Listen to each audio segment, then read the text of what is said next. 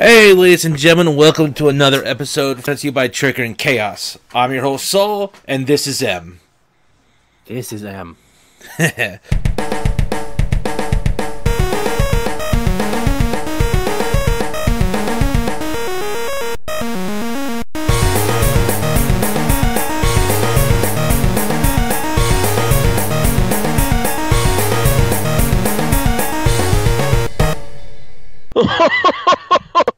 Perfection is within my hands. Or grass, damn it, I almost had it right. And you might have noticed a little bit more of an intro music I managed to squeeze into the Mass Effect episode in part 2. Well, I'd like to thank Ryan from Jedi Dropouts for making it for me, and it's a great addition, I think. I like it. It almost adds professionalism to us. Professionalism? What the hell's that? That's why I said almost. Yeah. Baby steps, Em. Baby steps. Well, you have to learn to crawl first, Saul, before you can start walking. Oh, you're just being an ass now. If I wanted to be an ass, I'd bring up a really old Rankin Bass song. Well. Oh, by the way, Happy New Year's, everyone! Depending on when Saul puts this podcast up, that'll either be topical or like weird to be saying Happy New Year's in like December. Oh, gee, thanks. Hey, it goes as it goes. Sometimes work gets in the way. No, I'm not busting your balls. I'm just saying that's just how it is. But someone's gonna complain, so it might as well be me. I can't argue that point. Well, today we'll be presenting one of Netflix's better shows out there, Voltron. I can't remember. This was Legendary Defender, I believe the title is right? Yes, Legendary Defenders. Okay, because there was an original Voltron show way, way back in the 1980s. When dinosaurs roamed the earth. In every other TV show. Yeah, they were very popular back in the 80s and early 90s, weren't they? It's almost like Jurassic Park came out. Nah, couldn't be. Yes, it was thanks to Billy and the Clonosaurus. But, yeah, back in the early 1980s, I don't even know if I can classify this as a anime, because this did start in Japan first. It's about as much of an anime as you can have. It is an anime, but Western editors took a chainsaw to it. Yeah, so it's kind of one of those mixed bag things. People can call it an anime, people can not call it an anime, and kind of be right in the same aspect. I will say it's an anime. It's almost like one of the original abridged series. Yeah, because much like the Power Rangers, this got heavily edited. However, unlike Samurai Pizza Cats, I don't think it got the blessing of the original creators. That I've got no idea on. I honestly couldn't tell you. I mean, to the point where I do know about Samurai Pizza Cats, where the where the Eastern creators are like, oh my god, your version is so much funnier than ours. Because side tangent for Samurai Pizza Cats, it was just a Monster of the Week show. There was like very little comedy to it. Yeah. I mean, Voltron also was a Monster of the Week show. Mm-hmm. But, which is nothing wrong with that. I mean, oh, no. It was just on a different dimension than... Yeah, a lot of other things. Yeah. So let's go on. It was basically, if you'd never seen a Voltron show, or... Because there are multiple ones. There's like one with the lions, which is the original one, which was also known as, I believe, Go Lions. Yes. Or was it Go Lions or Go Line? I don't remember. I don't remember, honestly. That's the Japanese version. I've only known the English version off the top of my head. You should really do some research before you invite me to a podcast. Well, I had this in my head, and then I kind of lost it, but it's not really the main subject, because I think we should be focusing on more on the newer one. Okay. But the main point is that this is all based off the original series, which was called Go Lion. And it had 5 robotic lions forming together to make one giant robot and fight the monster of the week. Or day, depending on if you stream this or not. Oh, wouldn't that be Monster of the Hour if you binge it? Monster of the minute? Because sometimes we're multiple monsters. That is true, but Monster of the Minute sounds like you're like binge watching it, but everything's at 10% faster. Also sounds like someplace you would order a monster from. Was King Dedede on that service line? No, that was NME. Which, side tangent, I fucking love that name for like a evil corporation. Well, we got to do that Kirby episode soon. Oh, we got to. I mean, we could do a whole series on Kirby. Little Puffball is just adorable, and we will crack jokes about him being the harbinger of doom. But in all seriousness, he's actually more, in my opinion, the defending guardian angel than harbinger of doom. Yeah, but there are some dangers to that little pink puffball. Well, obviously. But people tend to make him like some sort of cosmic threat to the whole universe. But in actuality, he fights the cosmic threats to the entire universe. I like him doing that cosmic threat to the universe as a joke, not actual seriousness. I mean, I'll take that joke seriously with Samus, though. Well, she's different. She's got Frieza-level track record of planets blown up around her. But we're getting off topic, which we don't do on this show. Of course not. We gotta be completely serious. I thought being off topic was our brand. I thought that was Jedi Dropouts. No, Tangent's Jedi Dropouts brand. What's the difference? Hold on, I'll get the Oxford Dictionary to define these terms.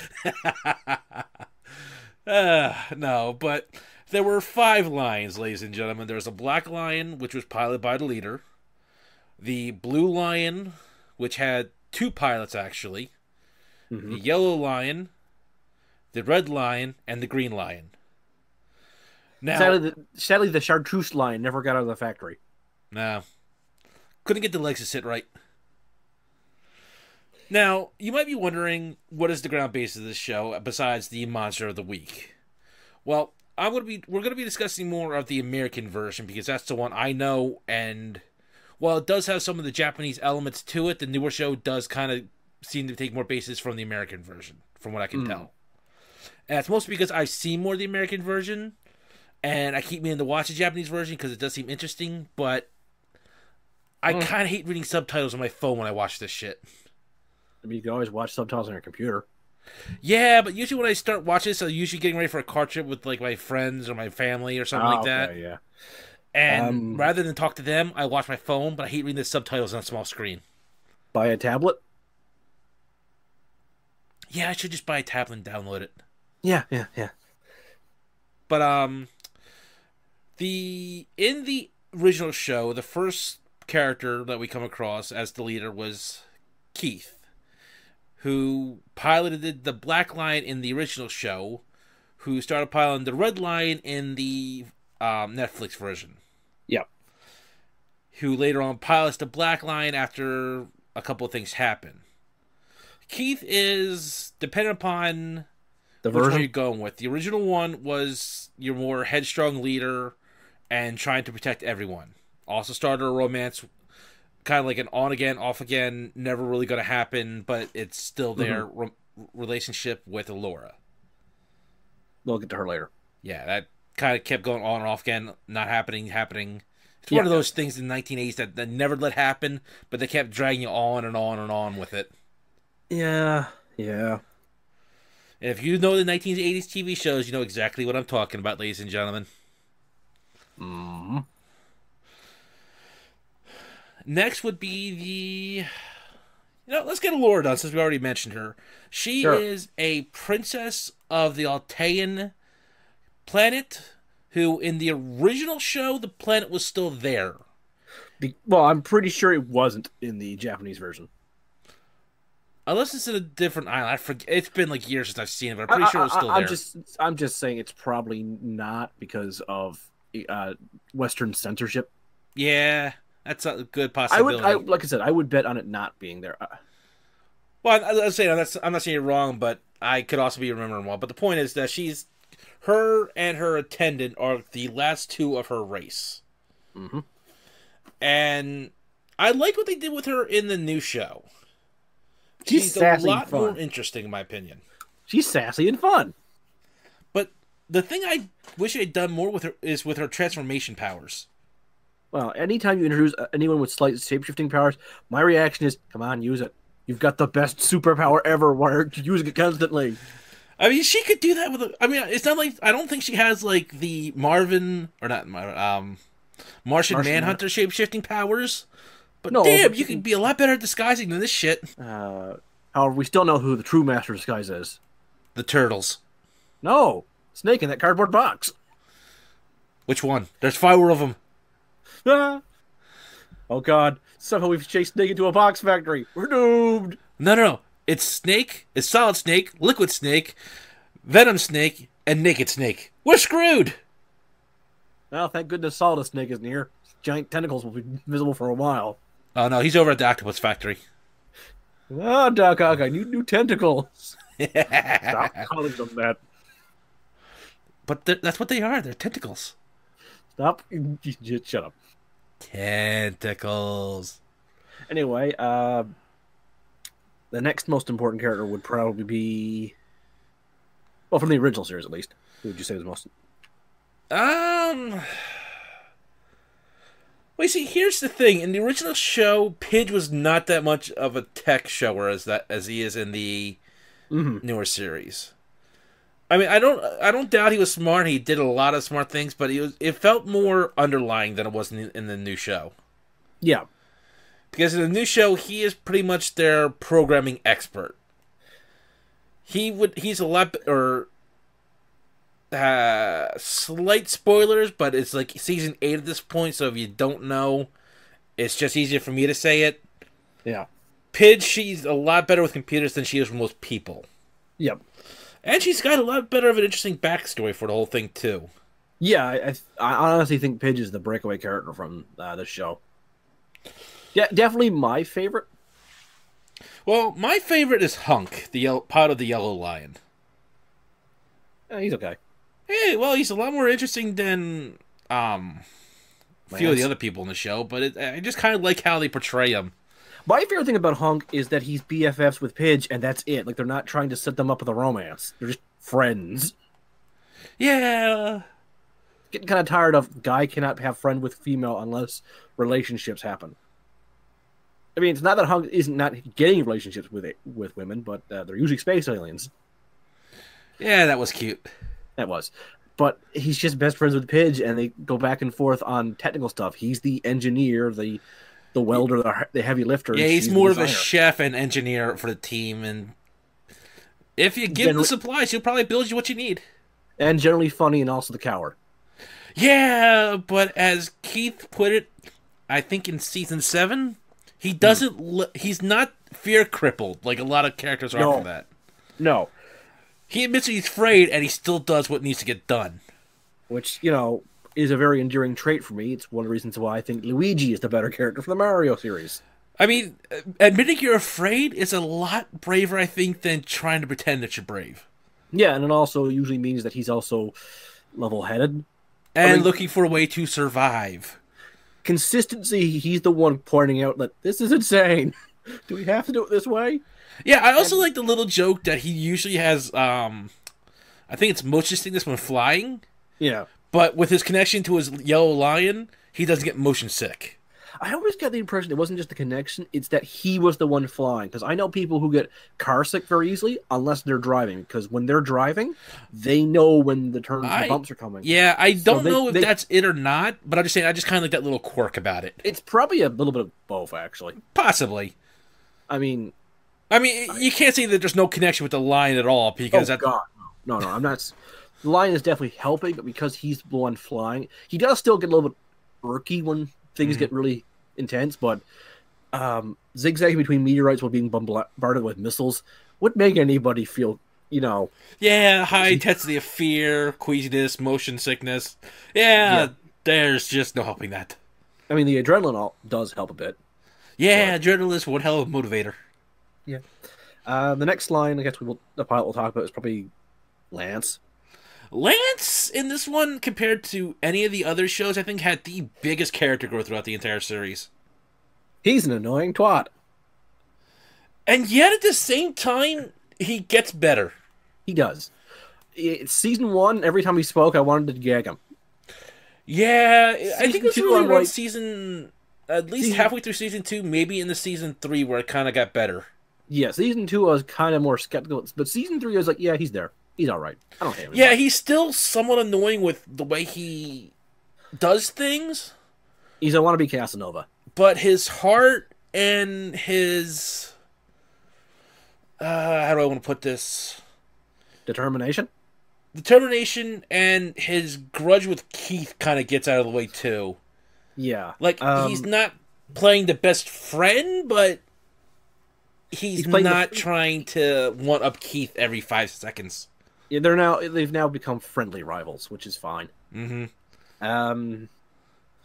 Now, the other character that got a lot more shine to him, considering the fact he's still alive, yep, was Shiro. Because in the original series, I don't remember how many episodes it was, but eventually he got killed.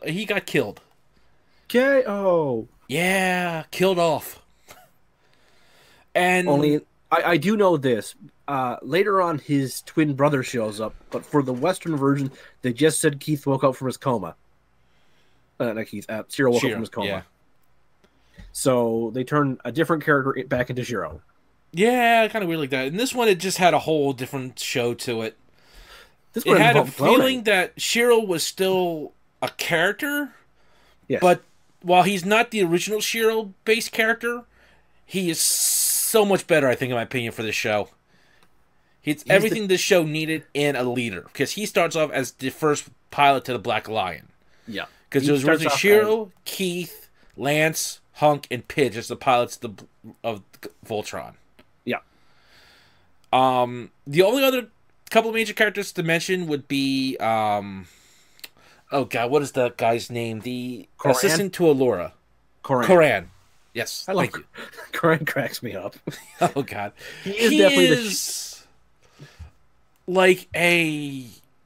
How do I want to put this? Picture if Bugs Bunny got crossed over with Alfred.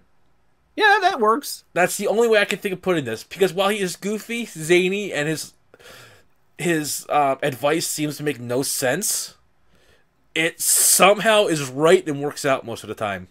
He's also the purveyor of random alien gibberish words. Yeah. You know what the one thing he didn't know was, and I'm really disappointed by it? What? The universal greeting. Yeah, I wish he... And I don't know if that is it's because that's copyrighted or something like that, or they just never thought of it, but I thought that would have been a great crack-up point. Ba, weep, gra, na, weep, nini bong. And then offer an Energon snack. That was it. He didn't do it because he didn't have any Energon snacks. Yeah, that would be rude. You don't offer Energon snacks after the intergalactic greeting. People tend to vaporize you. Now I want to check to see if there was a Voltron and Transformers crossover, because that'd be awesome. Oh, there's got to be. Because Voltron would so be a combiner in that universe. I mean, that's technically what he is. He just says pilots. Yeah, he would be a combiner. He would be a headmaster combiner then, in a sense. Yeah. Actually, technically, he might be the first. Not sure on that one. I'll have to look into that. That's actually an interesting theory. But yeah, he is the second remaining member of his species, of the Alteans. Yeah. And he is also the... what's the term for him for the princess? Vassal. Thank you. That's the word I was trying to think Vassal, retainer. He's also the ship's pilot. Once Allura takes over piloting for the Blue Lion... No, he was always pretty much the pilot. She was just kind of the power source. Well, she kind of piloted using her power source, and Koran took more over the entire ship when Allura got taken off the ship. And in a sense, despite the fact that their ship is not exactly a powerhouse in terms of combat, he has saved the day so many times by just showing up and just start blasting things. Well, you see, I'm glad the ship isn't a powerhouse at the time, because it just didn't feel that it should be. It's a castle. It's fortified with a barrier shield, and it's a place of teleportation to get from one spot to another. It's not meant for attacking. It kind of reminds me of, because I'm a Gundam fan, White Base. Yeah, I don't know White Base that well. You're gonna have to. The White Base is the first Gundam ship. It's very important because they are chasing it because it has one piece of technology and the Gundam. They kind of do want some parts of the castle's tech and the lions, so it really does remind me of the White Base of the the Federation chasing them. Mm. Not the Federation. And the Gundam ends up saving the day constantly while White Base just kind of floats in the background. Despite the fact that White Base does have weapons, White Base rarely fought in the original series that I can remember. So this is just me going, hey, it's a useful White Base. Yeah, because less people, White Base had like an entire crew. The castle only had 2 people piloting at the start. And for a while, I had 1 person piloting. So 1 person more useful than the entire crew of White Base. Take that, Gundam. I mean, White Base did do things later on, but in the I know. I'm just teasing. I'm just like, do something. You've got a giant battleship. Do something. Yeah, but the other characters to mention would be King Zarkon, the main villain for I think it's like the first 3 seasons, and then later seasons. He kind of weird how that works. Because he starts off as the king of the... God, now I'm having a brain fart. Jesus Christ. God, what are they called? Galra. Galra, yeah, that's it. Yes, thank you. God, brain, work today. The Galra Empire, which used to be an Altean ally, but then got drunk off power. And the thing is that his mentality is also, if you're strong, you're right. Yeah, and as he's the strongest guy in almost every situation... Yeah, right. He thinks he's always right. And he doesn't really seem to appreciate subtle plans. He just tends to be like, crush. Well, because he feels he's so strong, the subtle plan is kind of unneeded. Which is one of the reasons why I think he and his son don't really get along. Because his son is, well, skilled, is more of a manipulator and planner, which he doesn't see as very useful. Mm-hmm. Which... Yeah, his son being Prince Lothar, who is, well, not as physically intimidating as his father in this show, because in the 1980s they were both laughingstocks, like most villains tend to be. Yep. In the new show, he is the chess player. Yeah, he played that game pretty well. He's a master of, speaking in TV tropes language, the Xanatos Gambit. Mm-hmm. He had it all planned out until a few certain aspects went wrong with his plan. Yeah. And when it started really falling apart and he started getting desperate, you kind of see him falling apart and lashing out and being desperate for everything. It's one of the reasons why I won't compare him to other great strategists from shows. He doesn't have the poker side to his stratagems. He's good at making plans, but... if they don't follow through, he's not very good at bouncing back or bluffing his way through. But to be fair, when 1 or 2 things did bounce back, he was quick to take the initiative with it. I will give him that. Yeah, I'll give him that, yeah. But he's not the kind of villain who would sit back and go, it's all according to plan. He's more like, oh, thank God that worked. Yeah, he's more of a goer than pause, because I think his problem was that he didn't consider any of his plans possibly failing. No, he never really considered... He thought, my plans are flawless, end of story. What happens if my plans are flawless, nothing bad will happen. Which is really shown when he failed at the other dimension to try and learn the secret of the Altean alchemy that helped make Voltron. Yeah. He thought, I will instantly learn. Crap, I didn't. Yeah, he managed to work around that, still get what he wants, but he was still visibly shooken up that he didn't learn it. Mm-hmm. Now, the only last character I'll mention, because she plays a huge role in Season 8, which I'm not going to spoil too much because Em hasn't seen it yet. Okay. Is Hagar. Ooh. Good. I figured she would be the main villain for Season 8. And how? Well, they hinted a lot with her. Hagar is... Prince Lothar's wife. No, not Prince Lothar's wife. Oh, no, I'm sorry. We were just talking because I got the tongue-tied. King Zarkon. Zarkon's wife and Lothar's mama. Mm-hmm. And which, also... when we first saw the season, I swore they were going to go with the old trope that she was going to be... spoiler alert, so if you want to skip the next couple of seconds, go ahead. She was going to be Keith's mother. Oh, I didn't expect that at all. I actually expected her to be Alora's mom.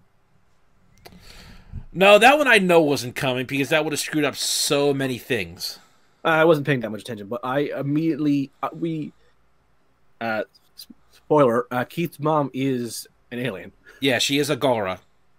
but I didn't expect her to be anything related to. Well, no, see, the reason I thought them to go that route because I thought they were coming from another Voltron show in Okay. like the 2000s where Keith was part Altean. Oh, And it was just supposed it was to show the starting Keith and the allure of romance. yeah, because you can't have non-mixed breeding, Of course. whatever that. Um. So, yeah, as it might have, we may have been hitting. I know nothing about the original Voltrons. I didn't grow up with them. They weren't airing at all when I was a kid. If they were like really weird times for me, so I would never see them. Yeah, here's the thing. There were a couple of shows with the Voltron title. The original one was 1985, which was from Go Line converted to Voltron. There was another Voltron show which had like 20 different fucking ships converging into one giant robot. How they kept all that straight, I've got no idea. It was worse than Power Rangers. You say that, but I'm pretty sure there's one Super Sentai mech that's made out of 50 machines.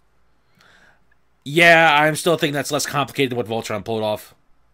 Oh, and all these machines are sentient. Yeah, well, here's the thing. None of these machines were sentient. No, I'm just saying they all had their own personalities too. So, I'm just saying, it was like you're looking at this and this is just a huge mess. I can imagine the toy. But anyway, then there was, I remember there was a reboot at one point. Like there was early 2000s. There was two reboots technically. Okay. One was a kind of continuation, which was launched as the CGI one. It was all CGI. It looked terrible. Wasn't even reboot quality, was it? I don't remember fully because it was that weird, awkward phase when you saw Beast Wars and you saw this. You're wondering what the hell happened. Yeah. Side tangent. I think Reboot and Beast Wars have aged really well if you think of them as an art style. I think they have their moments where it's not aged well, but as an overall whole, I can agree it aged pretty well. I'll say this much about Reboot with season 1: their movement hasn't aged well. You can see where but I think that's more along the lines of the programming issues and everything along with that.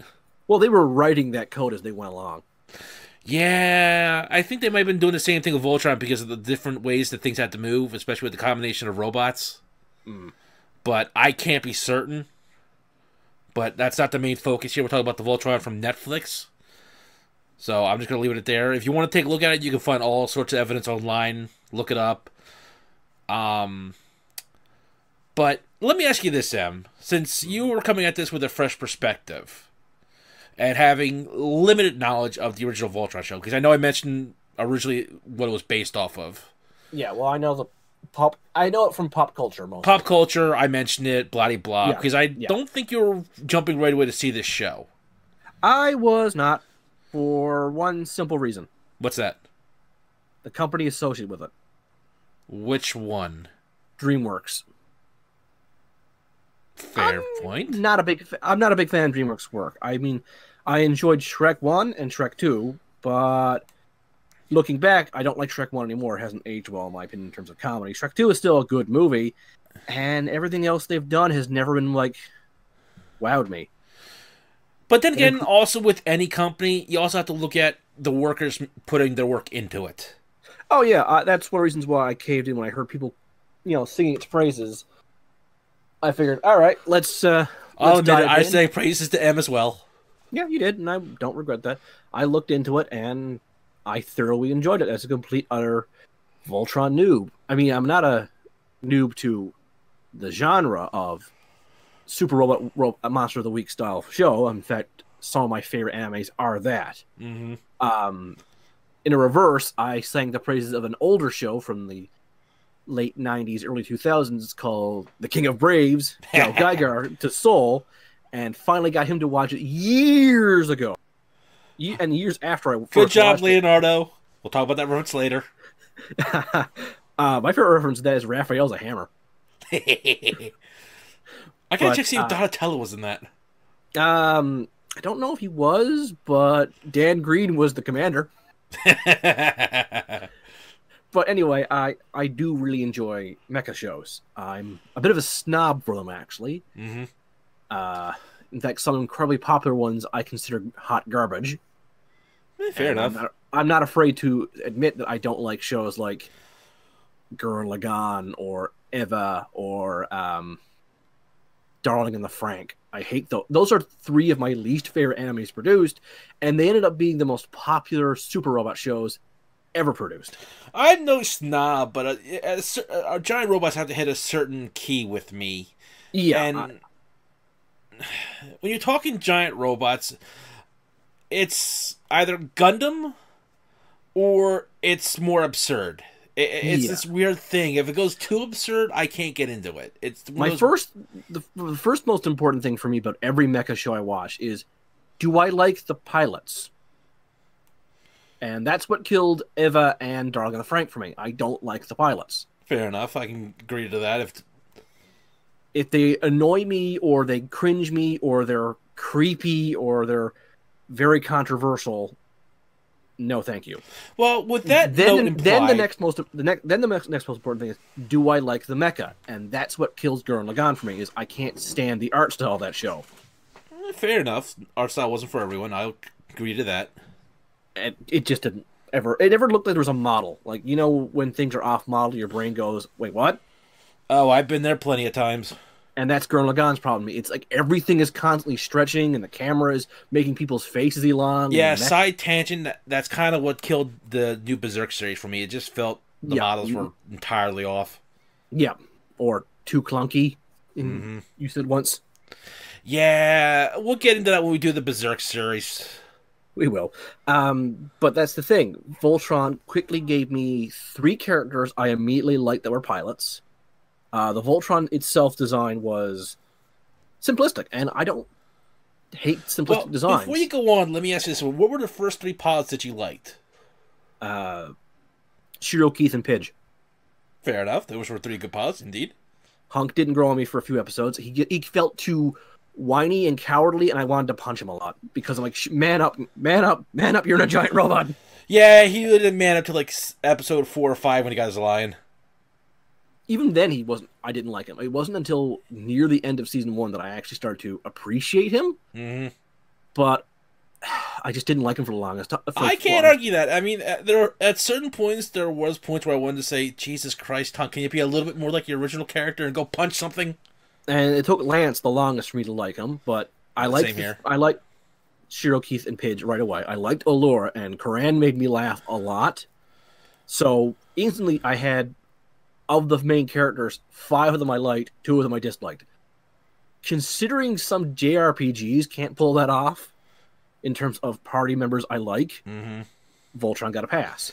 Well, let me ask you this real quick. Did you catch on that Pidge was a woman? Yes. Okay. It was subtle, and I liked how they wrote it, but I'm used to the whole Samus was a girl all along storylines, and I generally like them, actually. Yeah, for those of you not aware or just turning in, I'm not going to ruin the whole backstory because I think that's an amazing part of the show. Yeah, Pidge's entire story is, I think, the highlight of the show. Yeah, and they don't rush it is what makes one of the better things. It takes like what, 4 or 5 seasons to complete most of Pidge's story? To come full circle, yeah, I think it was like season 4 or 5 that came full circle. Yep. And even then, it still came a little bit more circle when they get back to Earth, which is good. They concluded the story, but there's still an epilogue to it. I like to think. Yeah. And the best part about it is, while it wasn't Pidge's drive, it was Pidge's driving motivation for the entire show, pretty much. And Pidge would often mention it. It wasn't something Pidge would, bash over someone's head with. This is my story, or not help his fellow pilots or friends for that situation. Because he originally went to the base and joined Voltron to look for his missing family members, his father and his brother. Yeah, I keep saying he and she because it's like I go back and forth with this. Well, the cast just make Pidge one of the guys, and Pidge doesn't care. I mean, it's implied that Pidge was always kind of tomboyish. So yeah, and it was like I said, she's always more into a computer, so she doesn't really care. Yep. So, which is fine. But the thing about Pidge is the best example of how Voltron handled its pacing. There wasn't every character or there's every season has an overlying plot, but each episode can kind of be watched almost on its own. But the show is designed for binge watching. They released an entire season at a time. And even like Em was saying, even some episodes are just episodes by themselves. There's no connectivity to it. And even if you like, I don't know, your Netflix glitches up and you end up skipping an episode, or an episode's premise does not gel with you, so you skip an episode, you're not left completely in the dark. It is every season is one continuous story, but they tell it the best way. They tell it in chunks that are digestible. I mean, even their cliffhangers almost come full circle sometimes. They give you an ending, but they give you an opening to something so much more. Yeah. Now, there are a few exceptions, of course. There are like multiple episode long battles. There's also, some, like I said, some episodes that are just an episode of random shit. Yeah. A perfect example of this is the team sitting down and pretty much playing a space version of D&D. Which I skipped. I didn't. The cringe was too strong for me to enjoy. But the thing about it, and then like Em was saying, he didn't like it, so he skipped it. Fair enough. But when he went to the next episode, it's not as if he missed anything. No. Now, the episode does have a purpose, though. It has a purpose of building up the characters and letting you spend more time with them. And also learning some minor things about the characters that are not displayed, say, during combat. You know, that thing that filler is supposed to do? I mean, I know Bleach did one episode where Ruki was like a genie. Yeah, that was a fun what if story, and people hate it because it's not in the manga, it's filler, and it adds nothing. And I'm just like, did you get to spend more time with characters you like? Well, I liked it for, like, as I stated earlier, you learned like the little more nuances from the characters. Yeah. Sometimes a small little twist can introduce something new about the character that you didn't see before. Granted, it still almost followed the exact same plot as the season 1 or 2. I don't remember how that splits off. Whatever. Yeah. But what I'm trying to say is, do you like these characters? Yes. Then why are you upset you get one more episode with them? If you say, but this episode takes away from what I really wanted them to do, that means you want the show to end sooner. Don't you want your show to continue on so you get to spend more time with these fictional characters? And that's why I generally like filler. Now, that's not to say every episode of filler is good. There are many examples of bad filler. Naruto. And what is a good filler can be different from person to person. We do admit to that. Yes, but at the same time, just as there's examples of good filler, there's examples of bad plot that's connected to the main story. Naruto. Yeah. Sorry, I had something in my throat. Heck, I can actually mention stuff from Dragon Ball Z that's connected to the main story that I don't care for. It's boring. And a lot of it involves Majin Buu. Fat Buu, mostly. Gotenks. He's part of the main story. God damn, was everything he involved with pointless. We need to stab him more. Yes, we do. Damn it, Trunks. You ruined old Trunks. I didn't even like old Trunks. He was okay for me, but he ruined old Trunks. But before we get into the next part of the conversation, I was just like, coming in as an older Voltron watcher. I won't say I'm a Voltron veteran because a lot of the stuff went over my head because I was so young watching it, and it was so long ago, and I didn't rewatch it. But when I first watched the show, even with all the changes they made, it still felt like I knew all the characters. Yeah. The name, the people themselves were somewhat different, but the name still fit the person, in a sense. Keith was Keith, the headstrong leader that, while not leader at the start, you could see the budding points of being a leader from him. Lance was a hotshot, wanted to be the fastest, wanted to be the star. Hunk was more of the heart of the group. Maybe could use a bit more of a thicker skin, but moving on. Yeah. Pidge was... like I said, in the original series, I don't think he was as techno as he was, but I could be remembering wrong. But he was still the smallest, still the more tomboyish, but he wasn't a female in the original one. But you still knew who it was. Yeah. And Allura, while having... She Less was sass. revamped vastly, but at the same time wanting to help the universe, wanting to help her people, wanting to stop the Galra Empire, her steadfast belief in Voltron being the savior of the galaxy. There were a lot of pinpoints to her and her original character. Mm-hmm. Even And I am well aware that this show has constant callouts to both the original Go line and the original Voltron. Mm-hmm. Heck, it has constant calls to a lot of mecha shows and anime in general. But even while you can see it was a blatant ripoff, it was written in as part of the world, not just being shoved in from another show. Yeah, is what made it such a well-blended show for it. These references made sense, and it Mhm. also showed that the creators are well aware of what genre they're writing in. And they're aware of where the limitations are. And I think the best way they did this is that they set the lore up for the world first. Yep. And then when they brought other lore in, they modified it to fit their world. They didn't try and shoehorn anything in. Nope. So basically, what the part of the lore was is that the energy and being that Voltron and the new show is made out of is an energy source or a material that kind of sits in between dimensions. So it's very hard to get because not anyone can just slip through dimensions. And when you do end up starting to do that, it causes a lot of problems. Oh yeah, you'll see that in season 8, M. I figured as much. They were hinting at it. And that's another good thing Voltron's very good at. Hinting at things. Oh, and they hinted very well for that. They hinted very early on that Keith was probably from alien descent. Mm-hmm. They hinted early on that, hey, what's Pidge's deal is kind of, oh, Pidge is a girl. Yeah. And then they hinted that problems with Shiro. A lot of problems with Shiro. To be fair, that wasn't his fault. No, it wasn't his fault, but they hinted a lot with Shiro, and it all makes sense when you come back to it. It's not like we hinted at this and then we pulled something out of our ass. Yeah, that's one of the things that made the pacing that well, is that they knew how to hint and what to leave out. And when they over-hinted something, it was usually next episode was revealed, so you knew it was coming. Yeah, But the real subtle stuff came at such a pace, you were just waiting for it, but at the same time, it left you guessing. Because yes, Keith was half Gora, but is his mother still alive? Is she dead? Are they ever going to meet? It kind of left you guessing on that end. she ended up being one of my favorite characters. Yeah, she did. Oh, Also, and then you got Also, they're teleporting wolf.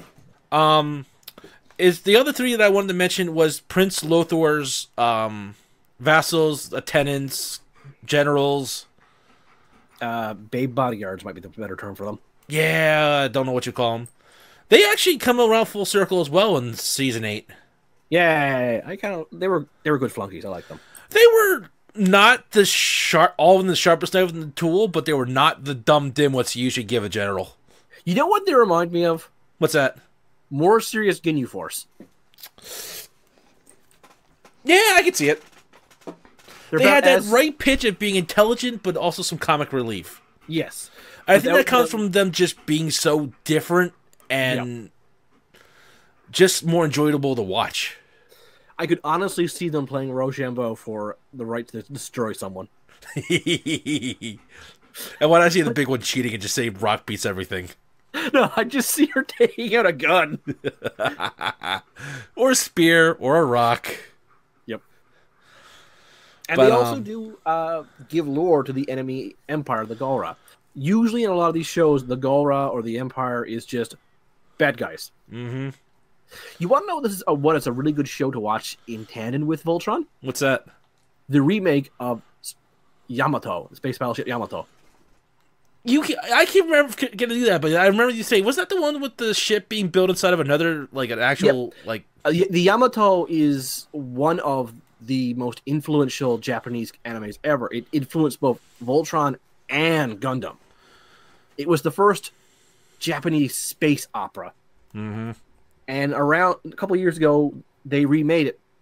and it's amazing. And they do a lot of similar things, such as flesh out the enemy empire, make allies with some of them, and just go on this epic space journey. And there's just as much scientific technobabble that makes more sense than Star Trek. Now, it's funny you mentioned making friends with the enemy, because I think the other thing about the pacing of the show and what it does well is not everyone in the Galra Empire is the enemy of sorts. No. There is a faction in the Galra trying to stop the Galra Empire from trying to take over the universe. There are some Galra that are doing it because they don't know anything else. They're born and raised in this, so they don't know better. Yep. To them, this is how things are. Yep. But I just wanted to mention that if you like Voltron, but you want something a little more, I want to say serious, because Voltron is a wonderful, wonderful comedy, but Yamato is not a very comedic show, and yeah, I think you were telling me that too. These two are great to watch back. Are great to if you like one, you'll probably like the other. I'm trying to say. And, I mean, Voltron tends to be more lighthearted, but it does have its serious moments. Yeah, well, because Voltron is based off a children's show, while Yamato is based off a space opera, if you know what that term means. Indeed. And honestly, even cheesy 70s/80s Yamato come across as a lot more easy to take serious than anything from Star Trek. Yeah. But we'll just leave it at the pacing for the show was well done. Yeah. But the next thing I want to talk about is the animation, because this is where DreamWorks shined for this show. For a lot of places. Voltron managed to do something that even a lot of my favorite series cannot do. Blend traditional 2D animation with CGI. And the thing is, the CGI was pulled back to the point you barely notice it. Yep. But it's still aspects there to help blend everything together.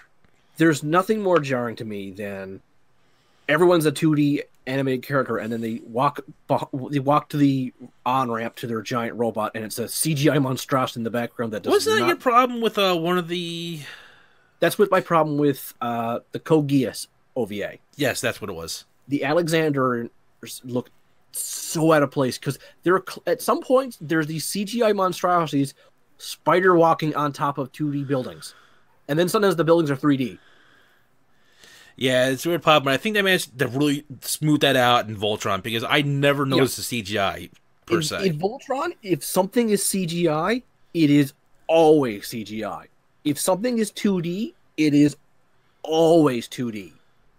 That's one of my first ground rules. Do not start mixing and matching them, because even shows I like, such as Futurama or the 90s Batman show, did that, and it always took me out of the scene. Voltron and all the spaceships are CGI. They're otherworldly. This makes sense to me, because everything grounded in the world, 2D. The world is 2D. It gives them that, but at the same time, the CGI wasn't... Yeah, they use a lot of the same colors as well. Because I think that's what it was, is the coloring wasn't as... Because the coloring was the same style, and they toned it to match.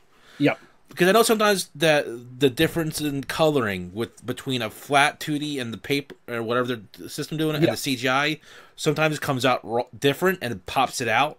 Yep. They blended this in perfectly, in my opinion. That's another one of my problems with the Alexandrians from Code Geass. Their white didn't seem to be the natural white of that one. Which is kind of weird, because white is a color. I know there are shades of colors, but it just felt like this is not a white that exists in this world. Because sometimes when you just use a different program for something, the computer's like, I don't have this shade of egg white. I have this shade of egg white. And yeah, I understand it a lot more, because at my work we do a lot with paints. And the one word I hate hearing anywhere is charcoal. Oh, God. Because here's the thing, people. Charcoal is black. Yes, it is.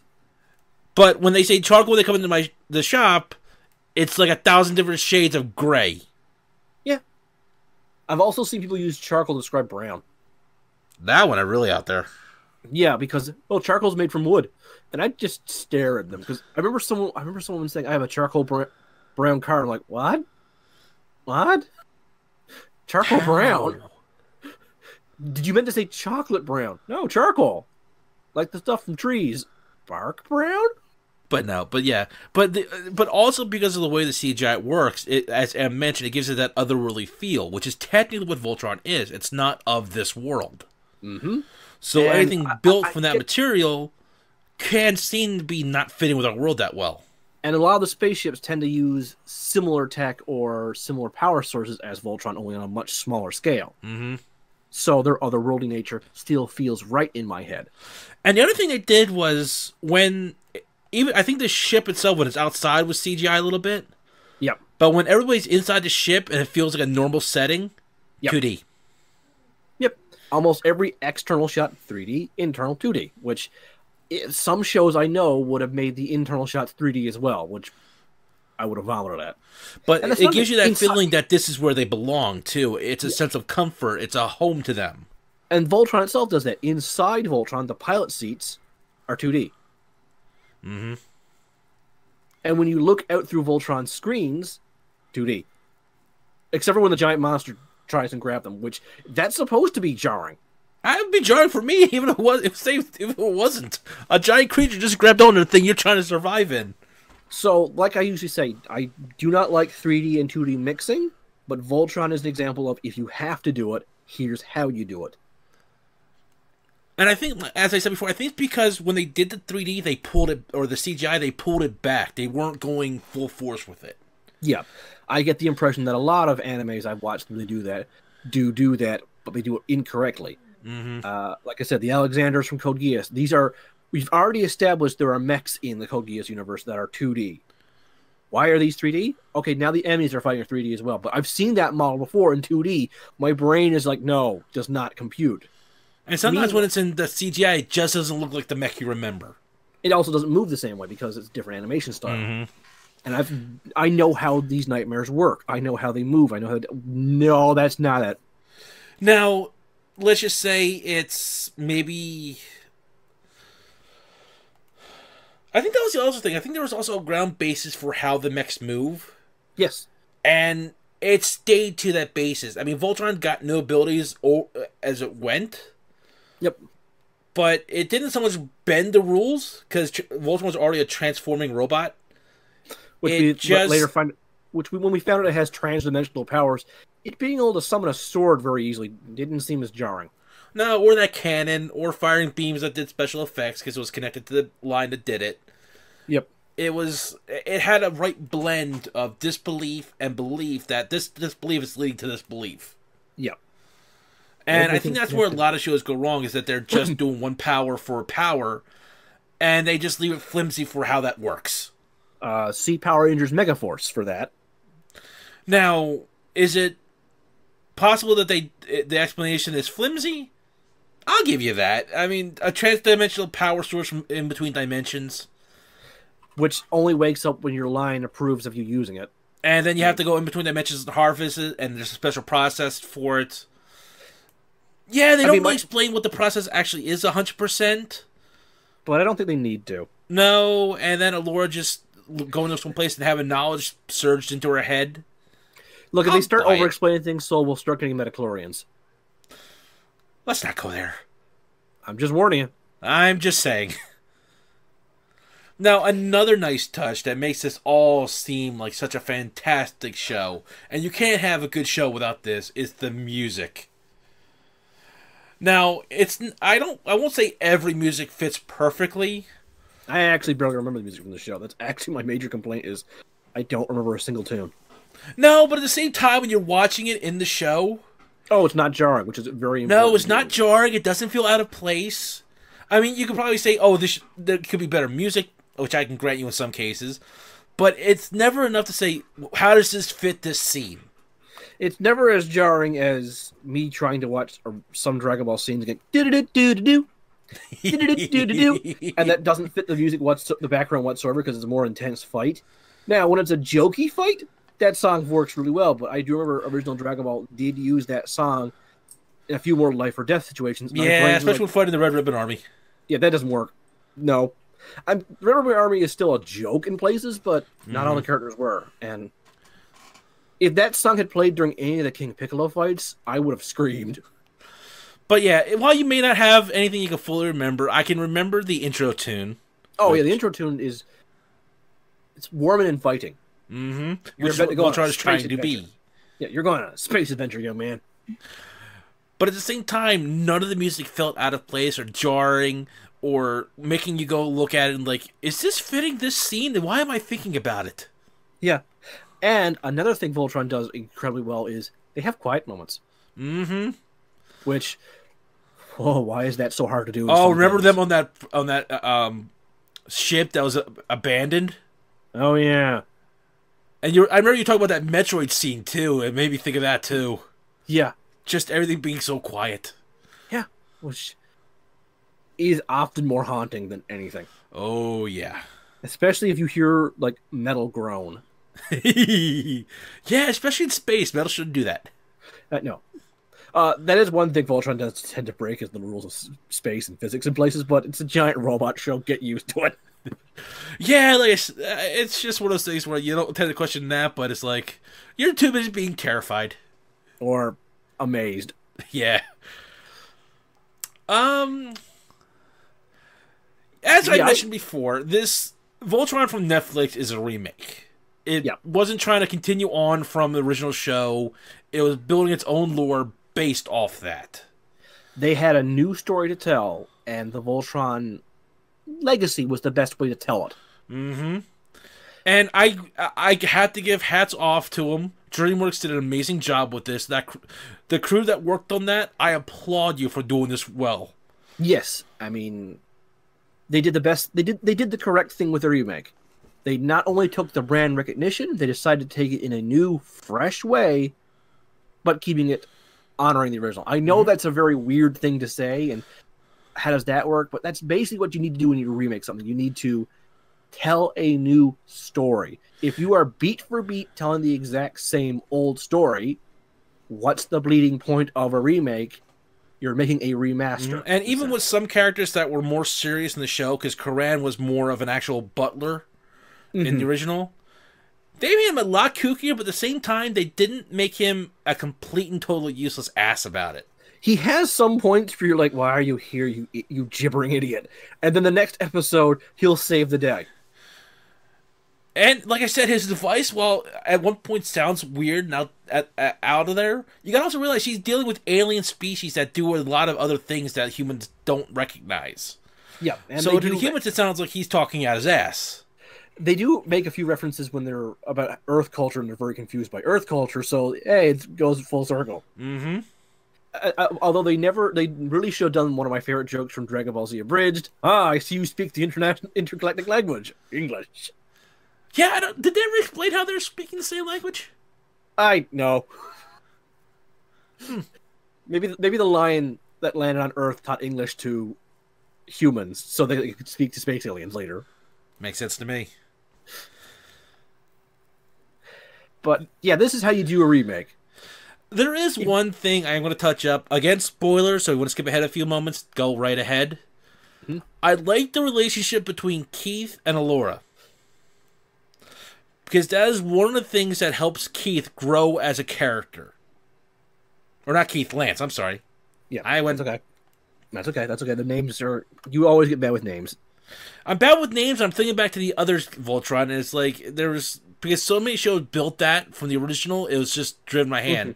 But when they did it with Lance, it felt more natural for some reason. Possibly because they're different characters from the past, so the Lance is different from the Lance, and the Alora is different from that Alora. So those two characters budding together works.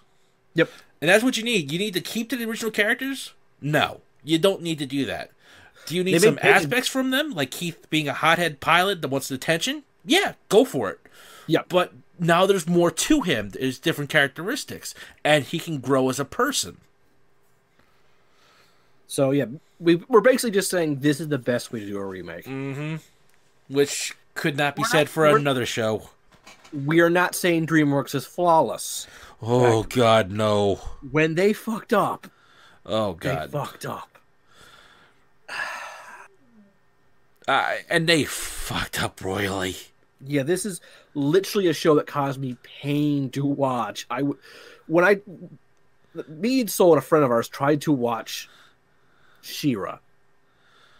And the Princess of the Power. Let's just be clear that the new version is what gave us headaches. I never watched She-Ra. I have no connection to it. I've only seen a couple of episodes because I used to watch He-Man. I barely watched He-Man as well, but that did have reruns at places. Mm-hmm. So this is not me saying, oh, they changed it. No, my problems were quivers don't work that way. Quivers don't work that way. Quivers don't work that way. My major problem is that, oh, how the hell is this army a threat? Nothing makes sense. What's going?